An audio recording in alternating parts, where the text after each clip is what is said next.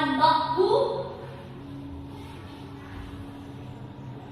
Ayahanda, calon suami hamba nanti harus mampu menghadirkan sebuah tontonan yang menarik, berupa keadaan yang belum pernah ada sebelumnya, dilengkapi dengan barisan kuda kembar berjumlah 140 ekor. Juga harus ada binatang berkepala 2. Wah, berat sekali persyaratanmu. Tapi tak mengapa, kita coba bongkar persyaratan. Ketika masa tersebut, banyak dari raja dan pangeran akhirnya mundur. Pada akhirnya, hanya 2 orang saja yang berusaha, yaitu Raja Karnasawandono dari Kerajaan Bantarangin dan Raja Singobarong dari Kerajaan Lodaya.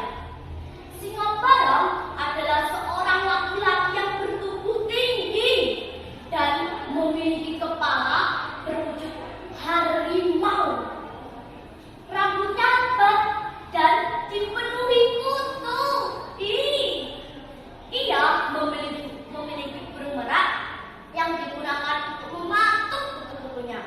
Ia juga dikenal sebagai raja yang bengis dan kejam. Ia tak segan-segan membunuh orang yang tidak mematuhi perintahnya. Sementara itu, Raja Karnasawandono memiliki wajah yang tampan dan gagah. Ia pun bisa memerintah kerajaan dengan baik. Tak ingin membuang waktu, kedua raja tersebut mulai berusaha memenuhi persyaratan dari Dewi Sambalangit. Namun semua itu tidak mudah. Meskipun sudah berhasil mengumpulkan kuda kembar, ternyata tontonan yang menarik dan binatang berkepala 2 belum didapatkan oleh mereka berdua. Singobarong mulai gelisah dan khawatir.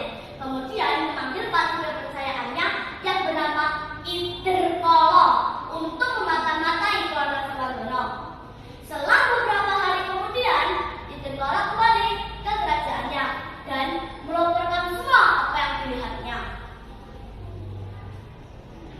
Ampun tuanku, ternyata Karnasawandono sudah berhasil mengumpulkan kuda kembar beserta tontonan yang menarik.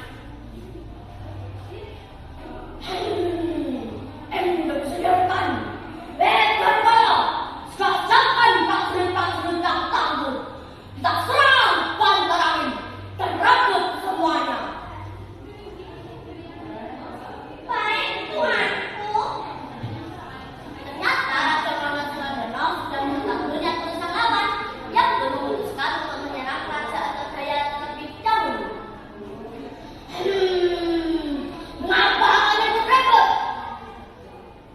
Jangan pura-pura tidak tahu. Bukankah kau tidak pernah usahaku dalam memenuhi persyaratan Dewi Sambalangit? Jadi, kau sudah tahu? Ya, maka dariku aku dalam menghukummu. Pertarungan sengit antara dua raja hebat ini tak terhindarkan. Keduanya mengeluarkan jurus untuk mengalahkan satu sama lain. Tak mau mengalah, Singobarong pun mengeluarkan kisahnya lalu menyerang. Dengan sigap,